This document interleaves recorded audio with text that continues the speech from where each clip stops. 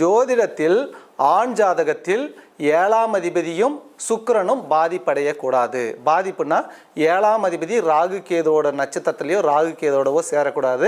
7ஆம் அதிபதி நீசமாகக்கூடாது.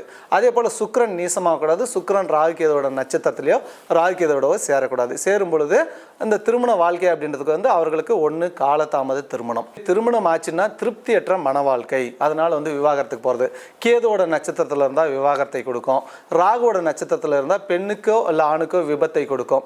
ஒரு ஆண் ஜாதகத்தில் சுக்கிரனோட ராகு இருக்குது. நான் அதை கொஞ்சம் அவாய்ட் பண்ணுறேன். ஒரு டீச்சர் அவங்க எனக்கு சொல்லிக் கொடுத்த டீச்சர் அவங்க பொண்ணுக்கு இது வேண்டாங்க, சுக்கிரனோட ராகு இருக்குது, ஒன்று மன வாழ்க்கை நல்லா இருக்காது, அப்படி இல்லைன்னா சுக்கிரன்னா சுகரு கிட்னி இதில் ஏதாவது பாதிப்பு வரும்னு நான் சொல்கிறேன்.